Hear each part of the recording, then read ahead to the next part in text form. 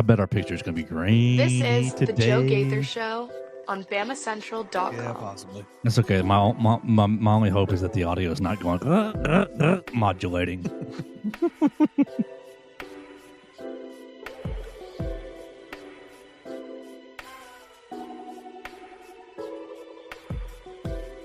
Good morning, Tuscaloosa. Good morning, Tuscaloosa, Internet World, West Alabama. How we doing? It's the Joe Gaither Show on Bama Central. It's Friday, and we're live in the Derek Daniel State Farm Studios just a little bit early today because we're getting on the road. We're going to be covering Alabama baseball. We're so excited about that. We will get to that towards the end, just a little overview on that. You're listening to the Joe Gaither Show on Apple Podcasts, Spotify, Amazon. We appreciate wherever you find the Joe Gaither Show on the Bama Central YouTube channel, on our Facebook pages, on the social media machines at Joe Gaither6. Leave us a comment, question, query, or complaint right there. You can leave us a voicemail like our friend Dax. Dax has a voicemail in the tank, 205-462-7340, extension 800. You can be like Dax. Robert from Brookwood left one as well this week. Whatever's on your mind, you can jump in and let us know. We appreciate everybody who's joining us. We're here with Mason Woods. Big recruiting weekend. Mason's going to be probably very busy this weekend writing commitments. Maybe. We'll see. We'll see. For the Crimson Tide, there's a lot of guys in town. We're here with Mason. We're going to talk about Alabama kickoff times. We're going to talk about Greg Sankey's final word in Destin yesterday. He had two different points that I want to talk about. This 7-page document about how strong the SEC is. We're going to talk about court storming, field storming, the new fines, the new systems for that. We're going to also talk about, oh my gosh, the worst thing in the world, NCAA tournament expansion. Literally the worst thing in the world. Do not do this. We're going to talk about that as well. So I've got 5 different topics on the chart today, and we appreciate everybody who's jumping in and joining us. With all that said, before we get into it, good morning, Mason. How we doing? You looking forward to the weekend? Yeah, doing good today. Like you said, big recruiting weekend coming up. A lot of guys going to be here for their official visits. Many of which have already named Alabama as a finalist, have already locked in commitment dates and things like that. So, for the guys that haven't locked in their commitment dates, though, we will hopefully be seeing some of them make that decision this weekend. We will see. All right, over under 1.5 commitments. 1.5 commitments. Because, yes, it is a huge weekend. What is it, 14 or so? 14 going to be here. Right, and all of them are 5-star pluses. The greatest 14 players that have ever played football in their lives are going to be on campus this weekend. But, look, we know how it works. 1.5. That's my number. Or should I set it at 1/2? 1.5 commitments. Are we going to get 2 over the next 4 days? Oh, it's tough to call. Yeah. We'll say yeah. We'll be generous and say yes. I think you're definitely probably getting at least one. Not exactly sure who it's going to be. I think a few of these guys are certainly kind of right on the fence there. I'm really interested by Kenny Darby, who locked in his visit this week, the LSU commit, because he's been committed to LSU for so long now. Doesn't really seem like there's been a whole lot else there. Just kind of a thing where it's like, oh, he made that decision a while ago and it's just been locked in. He doesn't have any other official visits on the schedule for this summer that I've seen. So it seems like he's really only trying to get out and visit one school. And I would imagine if he has a good weekend, maybe we could see a decision coming there. Mason Woods, you do make the connection with Kenny Darby, correct? I'm assuming it's the connection. I thought it was. Absolutely. The son of 2003 to 06 running back Kenneth Darby, who had 3,300 yards at Alabama, 11 total touchdowns rushing. He got 2 more receiving, so 13 total touchdowns in his career. Looks like 3,600 scrimmage yards. Ended up being a 7th-round draft pick. Yeah, last year, his son Kenny Darby is a wide receiver. Last year, 100 receptions, over 1,700 yards, and 24 touchdowns. All right, come on, man. Yeah, I mean that's quite the stat line. Not every day you see a receiver put up a triple digit in the reception category. I got a little problem with legacies going to rivals. A small one. Like, obviously, go make your best decision for yourself and choose where you go. But, like, you're a legacy. You don't want to go to Alabama, or the opportunity hadn't presented itself yet. That's just, it's both sides. Sure. It's a two-sided thing. Come on, LSU. You can't find your way at Florida State, you can't find your way at. You get Clemson, you can't find your way at. What's a good program? I don't want to shortchange the guy. You can't find your way at a good program that's not one of your father's biggest rivals. Yeah, that's fair. I kind of like it. Okay. I kind of respect it. I kind of respect the move. Go carve your own legacy out. I understand you can do that at a non-rival school, but if you're at that rival school, it's going to feel that much better when you get to stick it to your old pops. Did you see Justice Fitzpatrick? No. Whittled his list down to 5 schools yesterday. Man, I missed it. Well, I didn't send it to you because none of the 5 schools were in our network. So no, Minka Fitzpatrick's younger brother is down to, I think it was Georgia, Texas, Miami. I forgot the other 2, but they weren't any of ours. They weren't Alabama, Missouri, Boston College, or Vanderbilt. So but he was down to 5, and the outcry was not Alabama. I mean, it's possible that he does have a standing off from Alabama. I'm not sure. I haven't followed his recruitment at all. But like you said just a minute ago, that's a two-way street. That's not just one player. It's not just the player picking the schools. The schools have to also be that interested in that player as well. And there's a decent chance that just given who Alabama is already going after in this class, they might not really be that interested in him as a player. They got a lot of guys. I think I'm assuming was he defensive back, safety, yeah. just like his brother. They've got a lot of guys. I think that they're going after that. They might be a little interested in more. Justice, I found the other 2. It's Georgia, Florida, Ohio State, Texas, and Miami. Pretty good crew though. Yeah. Best of luck to him. Absolutely, best of luck to him. Mason, dealer's choice. You want to go kickoff times, Greg Sankey? Yeah, kickoff times for Greg Sankey while I load Dax's voicemail. Ooh, let's get into these kickoff times. I feel like that's a nice, quick, easy one here. We can, not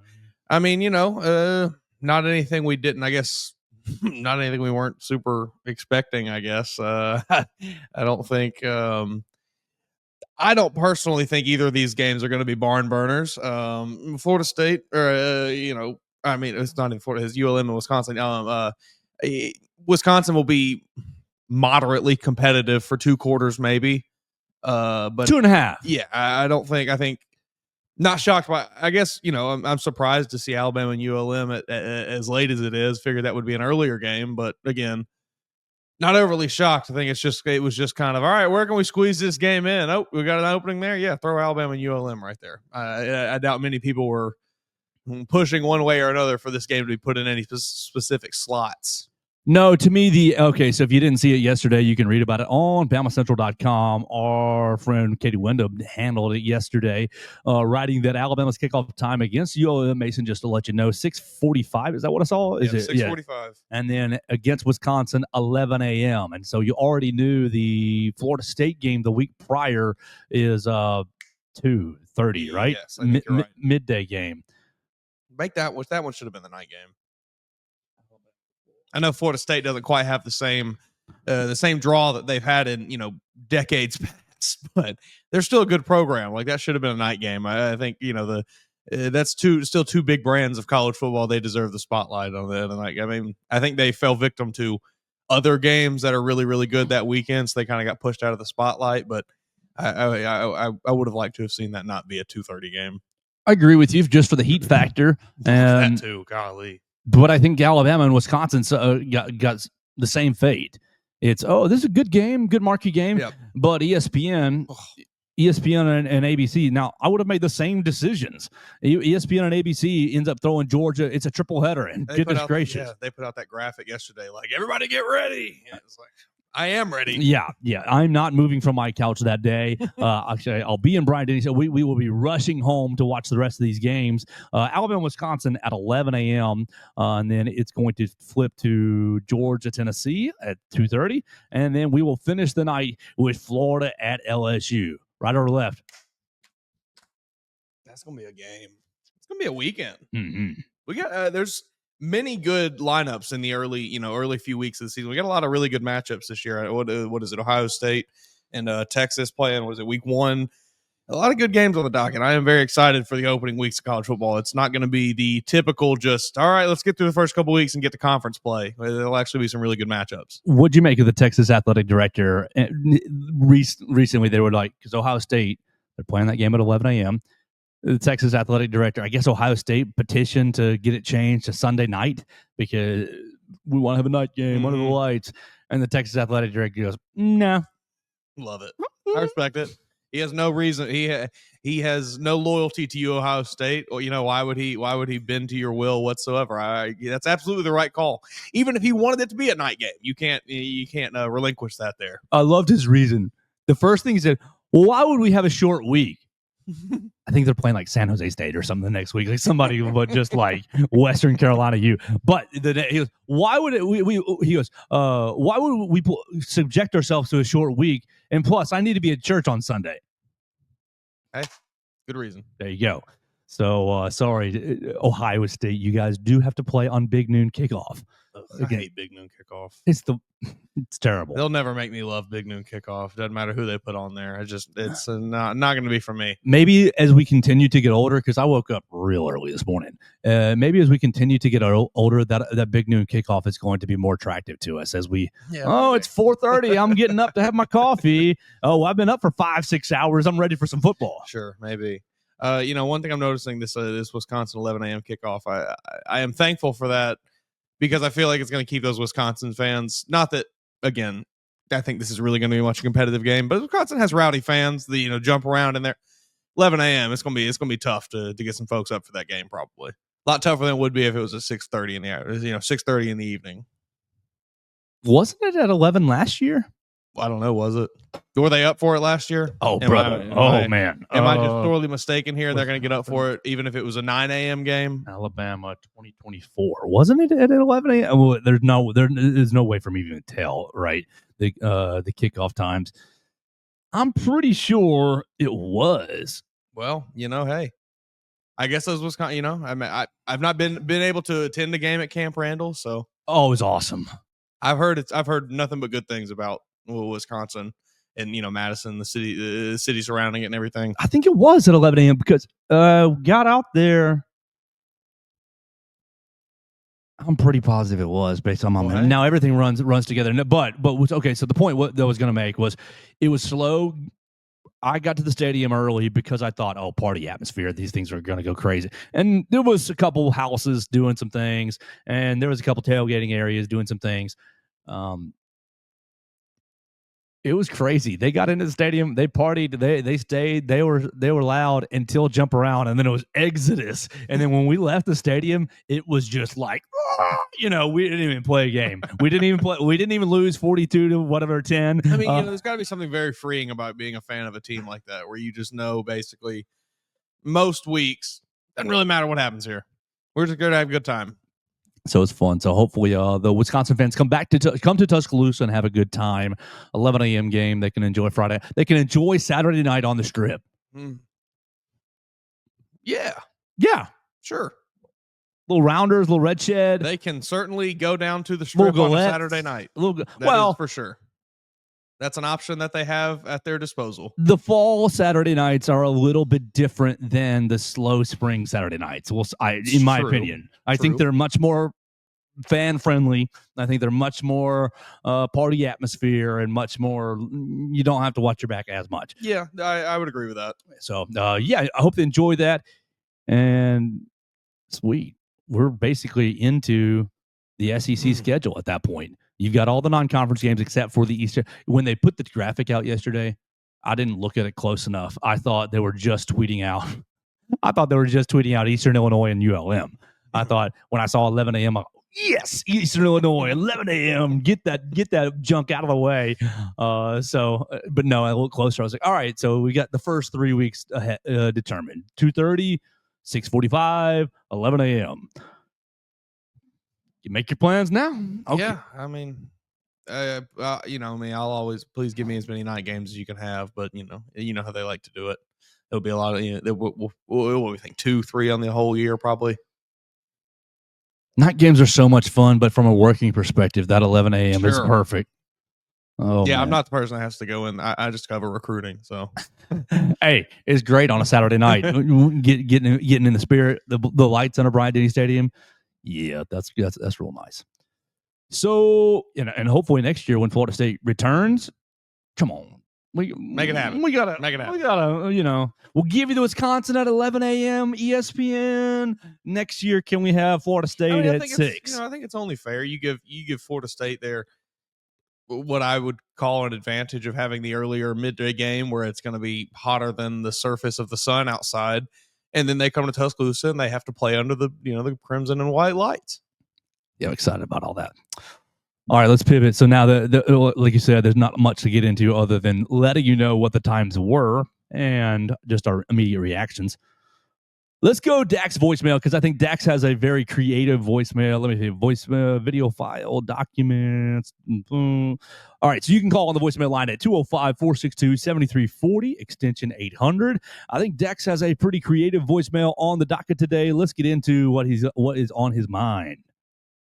What is up, guys? It is Dax again. So, I'm going to start this off with a question that I heard on another podcast. Have you ever seen Ryan Williams and Spider-Man in the same room? Nope, I don't think you did. You can't tell me Ryan Williams isn't Spider-Man, dude. So that got me thinking. I want to go through and compare some Alabama football players to superheroes from the DC and Marvel series, respectively. Because there's just too many Alabama football players just to do one or the other. So I'm gonna start it out with the Batman / Captain America role, the leader, and just the leader figure of the team. And right now at the number one spot, more for Batman, I've got the 3-time national championship winning QB A.J. McCarron. That man could lead anyone. I would follow him through the dang desert if he wanted me to. Love myself some A.J. McCarron. And then we've got Captain America from the first movie, Mr. Bryce Young. This man had to carry the entire military through World War II in the first movie. And that's what Bryce Young also had to do on that 2022 team. I like that comparison. I miss me some Bryce Young. He was so nice. If he would have had weapons, dude, that team would have went so far. Oh, yeah, okay. Yeah. Oh, man. He was so nice. Next up, we've got The Flash. Kenyon Drake is the only player that came to mind when it came to this superhero. And then I've got honorable mention. I've got George Teague for the Miami play when he ran down that dude and stripped it from him from the back. I love myself some George Teague. That highlight makes my day every time I see it. Next up, we've got Spider-Man. Like I said earlier, haven't seen Ryan Williams and Spider-Man in the same room ever. So obviously Ryan Williams is up there. I say Ryan Williams is more Miles Morales. Then I've got the original Deuce, David Palmer. Dude was a goat. He was so good at everything he did. The playmaking ability of this man was through the freaking roof. Love myself some Deuce. Next up, we've got Superman. Only one guy for this role, and that man's name is Julio Jones. Big, strong, fast, has laser vision and frost breath. I'm pretty sure Julio had x-ray vision too. Julio was just broken. That man was so good. Next up, we've got the Hulk. There's only two choices for this one. I got Derrick Henry for obvious reasons and Rolando McClain for also very obvious reasons. They were just massive human beings on the field. And Derrick Henry literally tossed a lineman. He tossed a lineman with one arm. Oh, my God. Next up, we've got Doctor Strange. This one I've got Minka Fitzpatrick and Pat Surtain because they could literally teleport to wherever the ball was at. I like that, They too. were literally teleporting all over the field when they were in the – oh, God. I miss me some Minka at Bama. He was so good. Next up, I've got Deadpool, the talker, Tony Brown. He's the only one that I can freaking think of for Deadpool. For so many reasons. Tony Brown was so good at pissing people off. It was amazing. Next up, I had to put Tua in there. I gave Tua Hawkeye because of the precision that Tua has. Man could put a ball wherever he wanted to on the field. Love me some Tua. Next up, I got Ant-Man. Cyrus Jones, the pipsqueak that could outrun everybody. At least it seemed to me like he was shorter than everybody when he was on the field. But holy crap, the playmaking ability of Cyrus Jones was nice. It looked like he was just shrinking and getting around people the whole time. It was great. Then I got Cyborg, Mr. Reuben Foster, because of that back plate. Cyborg could also hit very hard, but mainly because of the back plate. That's all. And then the last up, I got Iron Man. And this is strictly going off of smarts. I've got the Rhodes Scholar himself, Greg McElroy. Dude was just, putting in that work in the books off the field. We love Greg McElroy. I do. I don't know how Bama fans feel about Greg, but he is one of the most unbiased college football reporters on the face of the planet, in my opinion. And then honorable mention, Barrett Jones, Mr. 4.0 GPA. Dude was just the most decorated football player ever. All right, that's what I got for my Alabama football players compared to superheroes. Hope y'all enjoy and let me know what y'all think. Roll Tide. What a concept. What a concept. One, I appreciate you putting a lot of work in He and really thought. put a lot of thought into that. Yeah, that was about a half dozen, eight or so superheroes, all paired with Alabama players. I love the concept. So, who did he get wrong? Who did he get right? What did you think? You can leave us a voicemail like Dax 205-462-7340 extension 800. Yes, we are nerds on this show. I have no shame in that. Big time. DC or Marvel? I mean, historically, I've been more of a Marvel person, but more recently, it seems like DC has stepped up their game a little bit. Some of these new movies look pretty good. I grew up on DC stuff because Batman was always the guy. Dude. Yeah, the Dark Knight series, that trilogy, one of the best. That's one of the best trilogy of movies that's ever been made. But Marvel's awesome. And Deadpool probably my favorite superhero there is, just because of the regenerative factor and the not giving a care. I'm just gonna be me. Love the authenticity. Excuse me, of Deadpool. All right. Well, I wrote what? I wrote two corrections, in my opinion. The Flash. He ended up with George Teague, was that right? Kenyon Drake. Kenyon Drake, yes. I wrote Jameer Gibbs. Yeah, I would agree with that. I think it's got to be it's got to be either him or Jameson Williams, one of the two fastest guys that has been through the program probably ever. I like the pick, don't get me wrong, but I think those two guys, just a little bit faster, one tick above. Yeah. And then for Superman, I liked his pick, but I cannot escape the Superman sack, Jonathan Allen. We didn't do 93 yesterday because of we were hijacked by LeBaron Philon's news. So for yesterday's 93, and because of the Superman sack, the dive or whatever through the Texas A&M line, I like Jonathan Allen as Superman. But I love all his picks. He has Derrick Henry as Hulk. Like when he was talking about Superman, I first wrote Derrick Henry, then I got to it, and I was like, no, that's a good pick. Hulk is a good pick. Rolando McClain as Hulk as well is a good pick. What do you think of his list, his creativity? I thought there was some good ones. I came up with a few as well for guys that are on this year's team, and then I do have one former player. Dijon Lee, Mr. Fantastic. Extremely long. He can just stretch out and reach everything. Yes. Bray Hubbard is Wolverine. Yes. Small, little compact frame. He's going to light you up. That's all Wolverine does. And then Parker Brailsford, I don't know if you're Juggernaut, the guy that wears the big helmet, just bowls people over. And then Jalen Hurts, my one former player, has to be Silver Surfer. Just extremely stoic, speaks completely monotone, is always thinking about some big concept. Yeah, that one felt right to me. I love all those picks. Jalen Hurts coming back after OTAs. And they're like asking him about, how's it feel to be a Super Bowl champion or something? And We're he's here to talk about next season. Never even biting. We're into 2025. We're trying to talk about this year's team. He's a true protege of Nick Saban. Oh, yeah. He really embodies that whole Alabama media training. That, and I think it's like Belichick through Saban to Jalen Hurts. Obviously, it wasn't direct, but we're buddies. This is how I like to do. Down, yeah. Oh yeah. You think when they do that, they because obviously they have courses, they're little classes, and they put these players through for media training. How many Jalen Hurts clips do you think they're showing them in there? Jalen Hurts just compilation. Yeah, you sit down and watch this, an hour of Jalen Hurts one-liners. And Bryce Young now. Yeah. Oh man, Bryce Young and that clip of the kid asking him, "Are you famous?" And him just saying, "Depends on who you ask, man." That's like the best answer I've ever heard to that question ever. What you think, Bryce Young? He was on OTAs talking about Tedero McMillan. I see something special. I believe that's going to be a very good connection. The two California guys. I think just getting Bryce a bigger target that he can.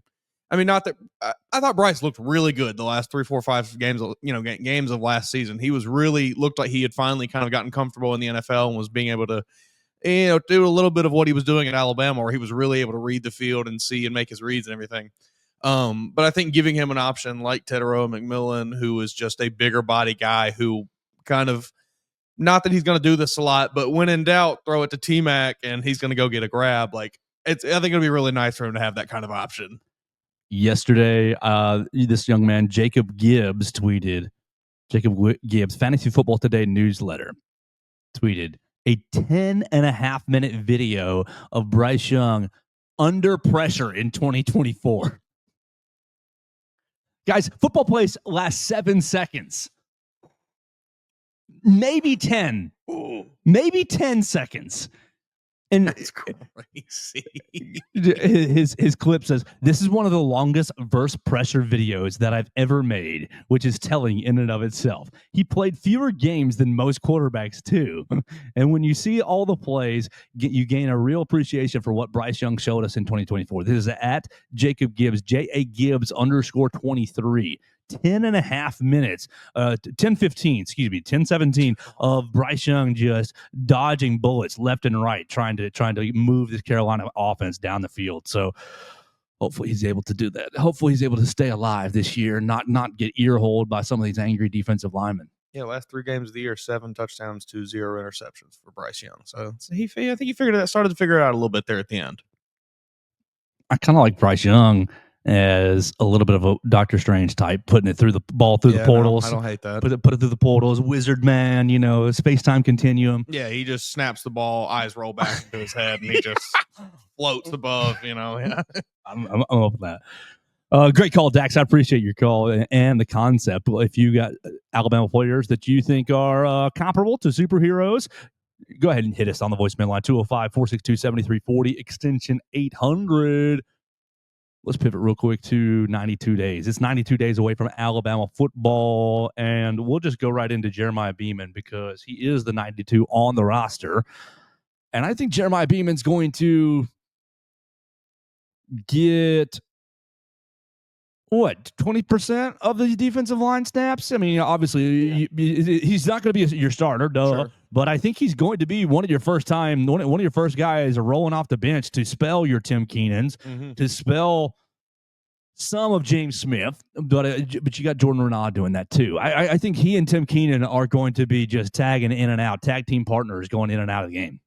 Yeah, I mean, I think, we've talked about it a lot. Like this coaching staff, I think they've shown us they really like to rotate guys and get a lot of, get fresh legs out on the field because they feel that good about the depth that they have at just about every position out there. So it would not shock me one bit to see Jeremiah Beaman be a pretty consistent face in this rotation. While he's not going to be the starter, you'll definitely be seeing him. I think he has a good year. All right, so let's tackle a concept that just hit me. I'm on RollTide.com. 92 days away makes me automatically think of Quiennen Williams. Mm-hmm. Me too. That was my mind went immediately. Right. And Quiennen left Alabama as a redshirt sophomore. Mm-hmm. What a year. Exactly. You're following our track here. You drafted 3-4 overall by the Jets. I think it was 3rd. And made himself a lot of money after not playing at all. I mean, a little, sure, here it's sprinkled, but not really, no role at all until that redshirt sophomore season, where he is just wrecking people. The quickness of his step, the heaviness in the hands, the agility just to squeeze through these gaps and light some people up. So, Mason Woods, what redshirt sophomore on this roster could turn themselves into, okay, top 5 is crazy, a first-round draft pick? Oh, man. This just hit me on the fly. I'm just okay, so here we go. I'm seeing redshirt sophomores. I've got it sorted by class. Okay. Quay Russaw, Cameron Howard, Cole Adams, Jalen Hale, Cam Calhoun, Richard Young, Austin Mack, Jordan Renaud, Keon Keeley, Connor Talty, Yanzi Pierre, Jaden Hobson, Rock Montgomery, Olaso Lennon, Wilkin Formby, Arkell Nugum. This is a huge class. Edric Hill. Wow. That's it. Edric Hill is the last one. I mean, I think the answer, I guess, has to start with Quay Russaw, right? I think that has to be your answer there. Quay Russaw with a dozen sacks gets himself as a first round pick. I think that certainly would do it. Man, I would love to see him and LT Overton combined for about 25. Like, oh, that would be great. Just crunching teams from each side of the line. Yeah. But yeah, no, I think that would. I think Quay Russo is probably my answer there. Not many of those other guys do I really think have much of a chance of even play. Even some of the offensive linemen, Olasa, Lena, and Wilkin for me, I don't really think either of those guys are much on NFL radar right now, given if they get 2 years of starting ability under their belt, this year and another season, they might be there, but I don't think they're necessarily candidates to do it after one. Quay Russo is probably my answer there. Let me make sure that Roll Tide did get spun forward. Yes. Okay. Richard Young. AKD is listed as a freshman. Good. Okay. It is spun forward to the next year. Yeah. Richard Young, redshirt sophomore. So I like where your head's at. I think you're right with the offensive lineman. Probably going to take them another year to get on the radars. But I'm going to throw two at you that I think, this is Coach Saban. Throw some bleep on the wall and see what sticks. But Cam Calhoun, cornerback, and Jordan Renaud, defensive lineman. I think if both of those guys get enough run to where they say, oh, the skills are there, the tools are there, the shell is there, we want you, buddy. You did enough. I think those two guys could. I mean, you made a great point. It's going to be hard for them to crack the field enough, but I really like Cam Calhoun. I think he's a guy who, I do too. I think he's somebody that could surprise everybody with how much he ends up playing this year. I agree. I think he could, very much be, someone that steals Slot some playing corner time from someone else. And it's like, oh, who is that guy? And then, take the Husky role all for himself. Yes, I think he could definitely do that. I mean, we only got to see him at spring, but he looked very, very impressive in the little bit we got to see there. If Richard Young breaks out for I'm the second running back, but I showed you enough. Josh Jacobs type year. Quiennen Williams, what a monster! I was going, that's what a monster! Man, yeah. Quiennen, what he did was very rare. That's not. Right. That is not what he did is not something that's going to happen very often, hardly ever. Very, very rare. What he was able to do. He was so extremely dominant that year, and now, I mean, not to say his brothers aren't good NFL players, but I would imagine a lot of his dominance has helped his brothers get on NFL rosters as well, because now he gets to play with both of his brothers on the Jets. I thought it was just one brother. One of them, I think, got signed as an undrafted free agent, so I don't know if he might have already been cut by now. Okay. Who knows? But regardless, Quiennen Williams, that was crazy what he was able to do that year. And just unblockable. Yeah. From going from hardly playing to my hands are so quick, you are not going to touch me. His swipe the hand away, was just like a grizzly bear. Right. It's just it was insane. He's so scary out there. He was so quick off the ball, quick hands, quick feet, and then just so much power. What was the question? Something about Kyler Murray. What do you think about Kyler Murray winning the Heisman or something? I don't think Kyler Murray's really no comment. Yeah, Roll Tide. And then, he goes to his pre-draft process. He sneezes and then, bless you, thank you. What a guy. Love him. Oh, man. No, it was so sad that we only got to have him for 1 year. I mean, I know he was here longer, but wasn't a premier player, a featured player. Man. No, I think, I like Richard Young as far as other players in this redshirt sophomore. I think, we mentioned Josh Jacobs just a minute ago. I was going back the other day and looked like that last year that Josh Jacobs had, he did not crack 15. He didn't get more than 15 touches, and I don't think it's in maybe one game that whole season. And the guy was picked 7th or 8th overall or something to the Raiders. Yeah, that last year with Alabama, he ended up with 640 rushing yards. Come on, 640 rushing yards, 250 receiving yards. Yeah. His final year at Alabama, it was 887 yards from scrimmage for 14 touchdowns. Richard Young, the bar ain't that high, bro. No, all you got to do is show. All you have to do is show the NFL what you can do. They will find you, especially at Alabama. Absolutely. So 92 days away from kickoff. We appreciate Dax's voicemail. I'm having a little fun today, man. The juices are flowing. We love it. We are a little early today just because we're going to Hattiesburg. We're going to Hattiesburg with Will Miller, Theo Fernandez to cover Alabama's baseball regional. You can follow that on BamaCentral.com, Alabama Crimson Tide on SI. Follow Real WB Miller for the real baseball news. You know, he wrote a breakdown of Miami. I don't know, yesterday, day before, like very, very informative. I'll tell you something that I found funny. I had a friend. I was doing the SEC tournament this past week. And I had a friend go, "Are you covering the tournament?" I said, "Yeah." He said, "I can't tell by your tweets." I said, "Oh yeah." You're right. You're right. I'm terrible at using the social media. I will scroll Twitter for hours, but I'm terrible at putting out tweets. I mean, you saw I put the one this week. That took me a lot of convincing to finally just be like, I gotta get something out about Xavier Griffin. I don't know. I can never find myself doing it, but I got to get into it more as well. Yeah. It's an important part of what we do. 1,000%. So Will Miller will be, I bet you I'll be doing the live blog. I bet you that since I'm the low man on the baseball totem pole, which is totally fine, I'll be typing the live blog on Bama Central. And Will and Theo will give you the actual analysis. This is going to be the first. Have you ever been to Hattiesburg? No, I never have. I've never been either. I'm interested to, I'll be interested to hear your report on how the stadium is and everything. I imagine it's pretty nice down there. We're going to be bumping Afro Man the whole 2.5 hours. That's pretty good. Absurd in Hattiesburg. Can't sing the rest of that song because it's so inappropriate on this show. So it's going to be a lot of fun over there. Oh, good. My hotspot charging device. It's good. You've been plugged in for a while. You need to be charging. Let's pivot real quick to Greg Sankey because I've got I've got 2 Greg Sankey pieces and then really something ancillary that Greg Sankey not directly involved in, but sort of involved in, I guess, by default because of administration. As we pivot, I wanted to let you know that we are live in the Derek Daniel State Farm Studios. Look, if you need insurance, if you're not feeling good about your insurance, if you're not feeling good about your policies, you can just call them.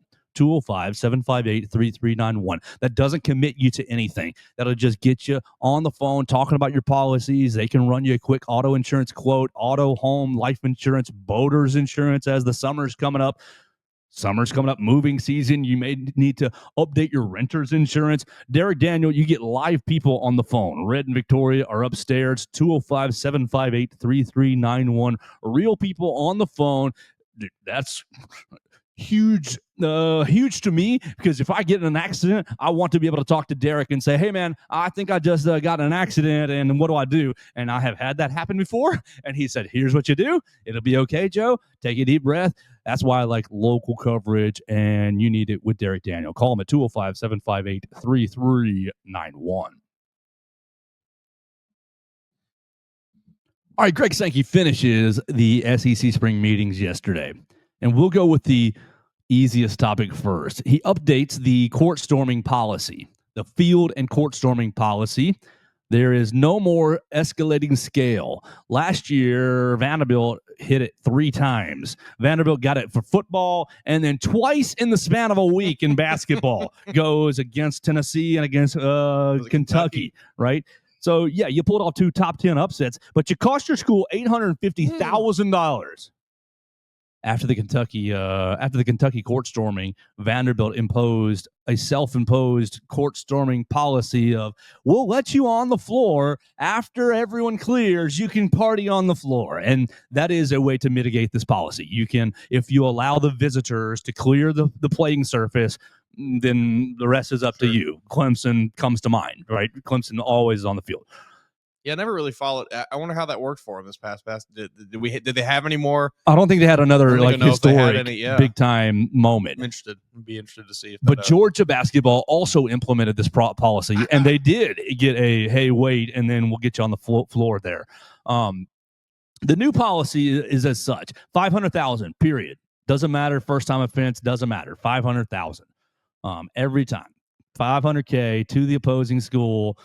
And then we'll determine if we need to ramp up extra escalation. Mason Woods, what do you think about field storming, court storming, just the whole concept, and Greg Sankey charging these schools, charging these hooligans a lot more?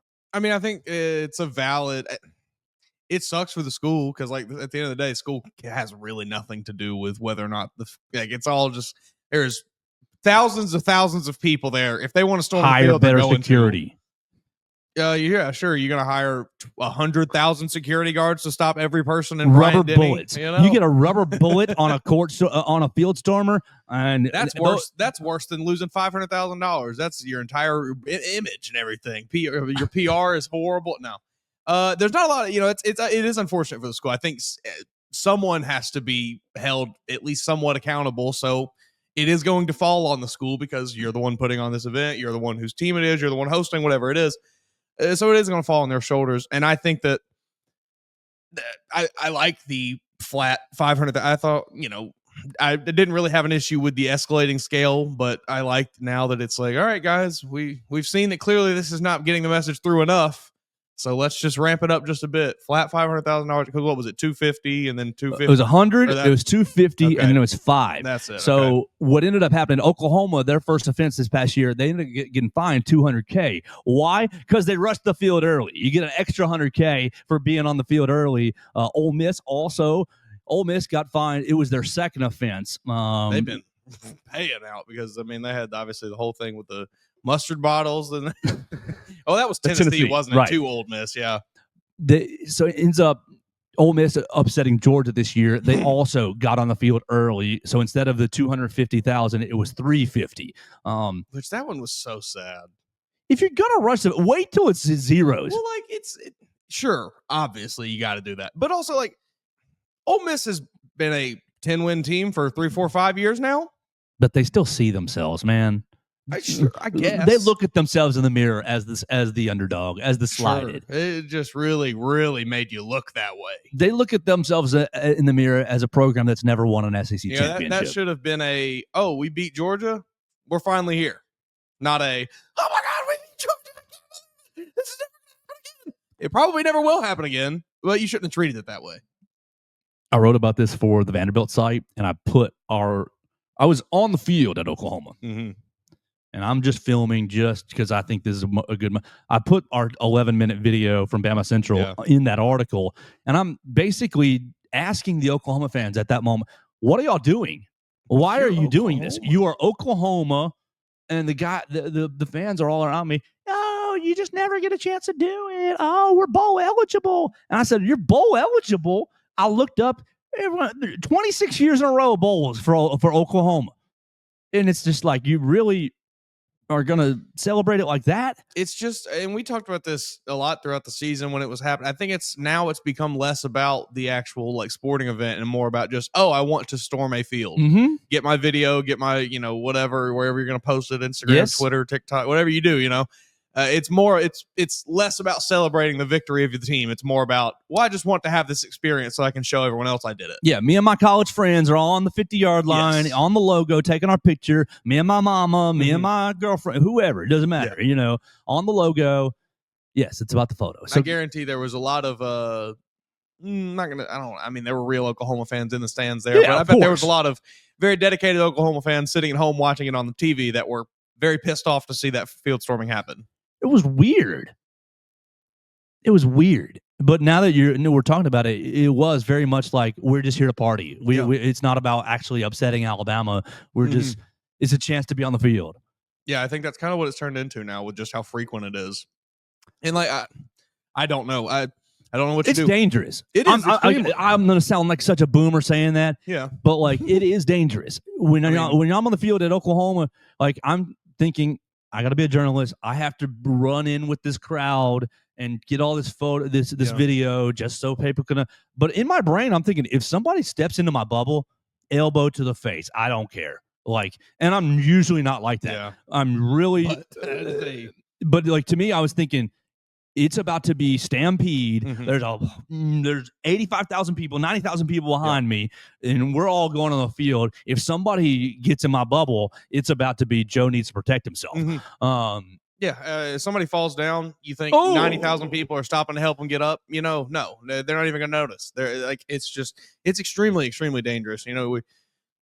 It was not back to Burton. Yes, it was not exactly the right response from Jermaine Burton. Sure, he maybe shouldn't have been as aggressive with that fan as he was, but you have to consider the actual weight of the situation where he has been on this field and now there are 70,000 people, whatever it was, crashing down the gates or rushing onto the field, ripping down signs. It's a scary scene. Yeah. And somebody runs up in his face with a camera and he smacks it out of the hand. Mm-hmm. It's a scary scene. You can see it on the Bama Central YouTube channel if you have never seen a POV of a field storming. I'm sitting there in the end zone, and I know that the clock still has time on it, but people are running, and so I'm running too. I make it to the 50-yard line. Everybody's doing their stuff, and you can hear the game is not over. Please clear the stadium. The game is not over. Please. And Joe finds himself on the Alabama bench, right behind all the Alabama players, and right next to Greg Byrne, as Greg Byrne is trying to. What do you think about this, Greg? I thought about that, but I was like, no, this situation just. Hey, Greg, pretty crazy, huh?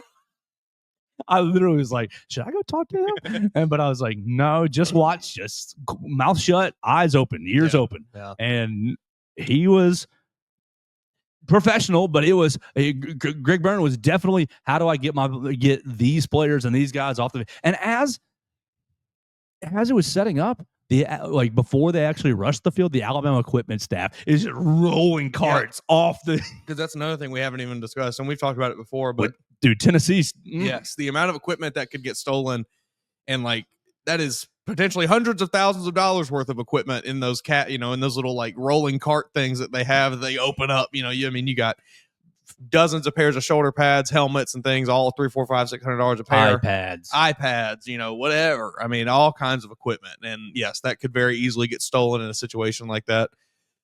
Which I know these programs make a lot of money, but just a $500,000 expense getting dropped on you in the middle of the season is going to hit any of them pretty hard.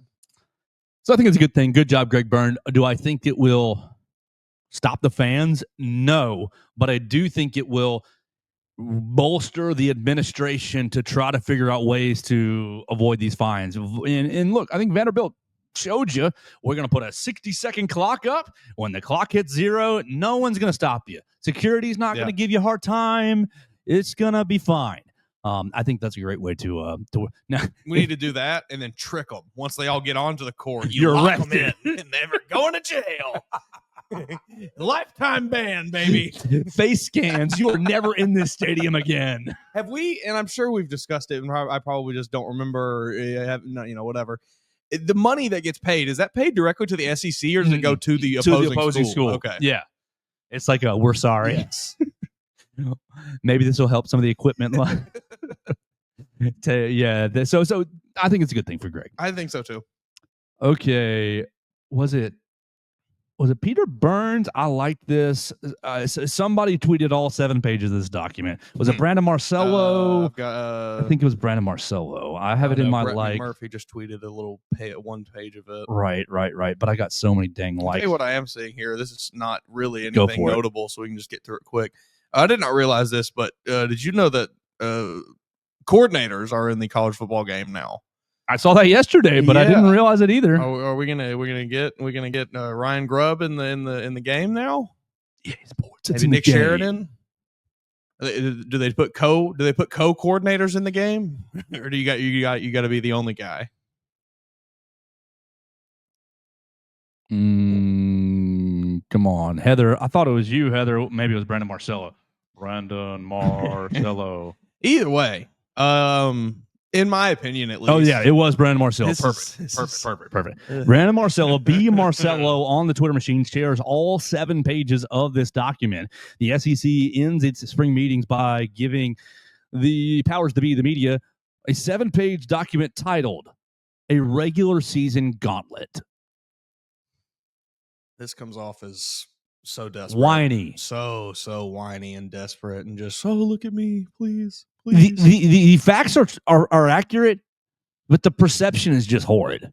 All right, just because you don't have to do this. Like anybody that really knows, anybody whose opinion is really worth anything in this discussion, they have a pretty good understanding of just how good the SEC is and what they're what kind of schedules they're going against. The subtext, when looking at leading metrics that factor into strength of schedule, the conclusion across all of them is clear. No other conference has a regular season as grueling as the SEC. We flip to page number 2. It's got a metric summary. We're going to use strength of record. We're going to use the S&P Plus, an efficiency ranking. We're going to use the Massey metric, which is a blended model. We're going to use the FPI, Football Power Index. We're going to use SOS. These are from Bill Conley. These are from Kenneth Massey. These are from ESPN as in kind of different ways. Okay, so that gives us our language of this document. We're also going to use strength of record. We're going to oh no, this document's on there twice. Oh no. The first document lists the metric. It gives the summary of what it is. Strength of record, created by ESPN, evaluates how difficult a team's record is to achieve given its schedule. Focuses on the outcome without considering margin of victory. The next section, why it's used. Strength of record highlights the challenge of achieving top records in tough conferences. Example, how likely a top 25 team is to achieve a specific record. The next page shows the focus. What is the focus? Resume strength. The key use validates the difficulty of record. And then it goes objective or predictive. This is an objective metric. They basically categorize 1, 2, 3, all 5 of these metrics, the S&P Plus, the Massey, the FPI, SOS, as either objective or predictive or a blended method. Basically, you're just, in my opinion, you're just highlighting these things and being like, is this some fan's opinion? Yes. No, it's not a fan's opinion. They're doing the exact thing that I do in my group chats. Like, it's not it's not the Joe Gaither poll that says Alabama should be a top 10 team because you beat Georgia and, okay, losing to Vanderbilt's not as bad as you think in your brain. Come on, Vanderbilt's actually good. Oh, actually, maybe Alabama's 12-13. Oklahoma loss is horrible. Ooh, that one, guys, you got me. Got no argument against it. People, Joe, you're saying the losses don't matter. No, I'm saying the wins matter more. But basically, the ESPN, Greg Sankey, you're getting. This is my favorite reply I see here on Twitter under one of these. We should have all the SEC teams playing a round-robin style playoff. 2 pods. Each team plays 9 other SEC teams. Winner of each pod plays for the champion of the universe. Don't we do that, sort of? Yeah, basically. I mean, SEC championship in December? Our friend Coog71 there, a little fed up with this, I think. The next page, the SEC is the top conference the past 10 years across a variety of metrics. AP top 25 finishes, college football, average member S&P Plus, average member FPI, average member Massey poll, average member SOS, average member strength of ranking. But they overinflate the SEC, so the strength of record and strength of schedule are useless metrics, Joe. There's no track record to support that the SEC is the best conference in the nation, in the country. There's no proof of that, Joe. Come on, that's foolish to think that. So we're halfway through this document, and my thought is, what are we doing, Greg? I don't know. What's the point here? Because there's got to. Oh, he's not an idiot. He's not doing this without reason, right? There's got to be thought here, and this is to. You've got the media captivated in Destin, basically. You've got the college football media that's there, and this is him just. Do you think this is his kind of clapback to last November, December of all the people? Well, Alabama, South Carolina aren't really Ole Miss, not really that good. This is the clapback to Vanderbilt is awful, right? This is. Like, to me, that's what this is. Yeah. Because you lost to Oklahoma, Alabama, you lose to Oklahoma, you're out. Like, sorry, that's the bad loss. But you talk to the average fan. Sorry, this is going to upset some of my friends. You talk to the average fan, and the first thing they say is, well, y'all lost to Vanderbilt.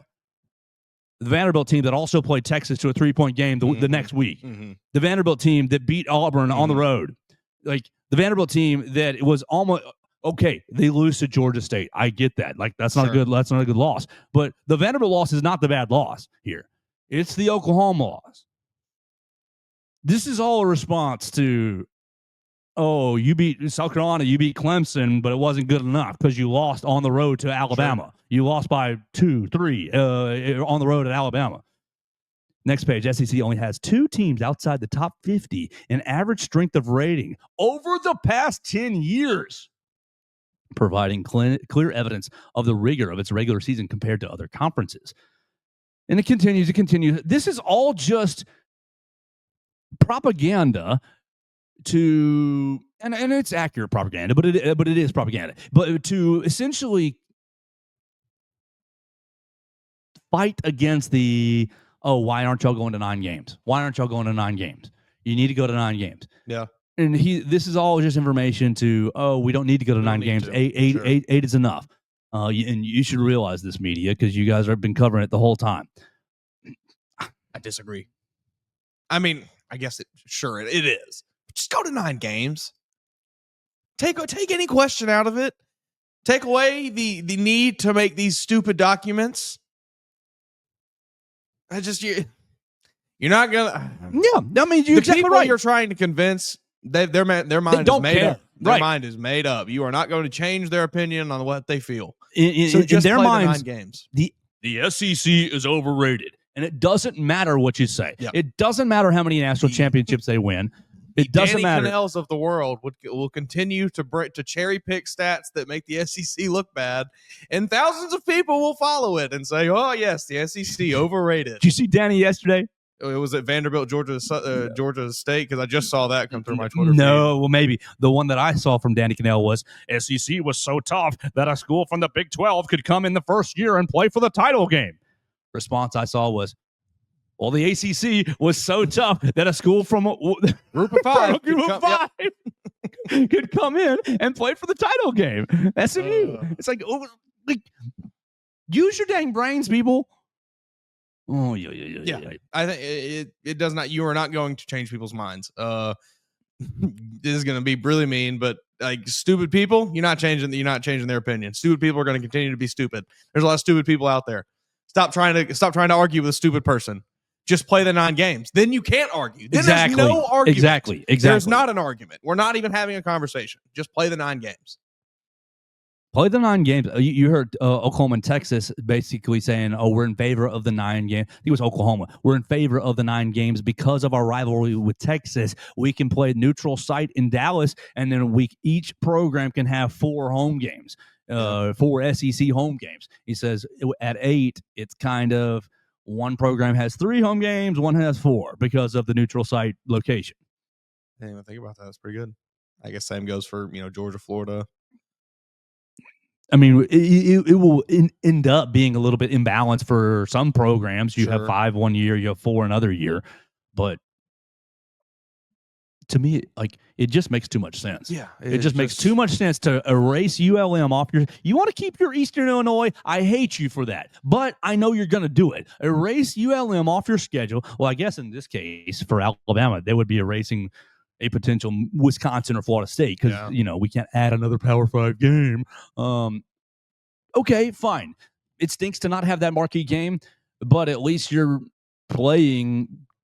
The arguments are eliminated, and I think that's what I would really strive for. Yeah, no, I agree. It's just insane that we're still having this argument now. Just play the 9 games. All right, one more topic for us after we tell you about Warren Tire and Auto. So my name is Russ Warren, and I'm one of the owners here at Warren Tire. We started in 1961. My granddad on University Boulevard, so we've been kind of a staple here in the Tuscaloosa and the University of Alabama community since then, and so thankful to be in the 3rd generation. And we have 2 locations now in Tuscaloosa. We're right here at the 15th Street location right now, where we just do tires, brakes, and alignments mostly here. Our university location does oil changes, engine work, air conditioning work, front end work, the whole 9 yards. And so any of our 2 locations, you can come check us out.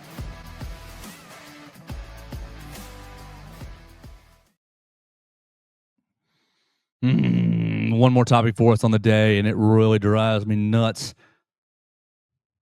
So many people think that I'm like,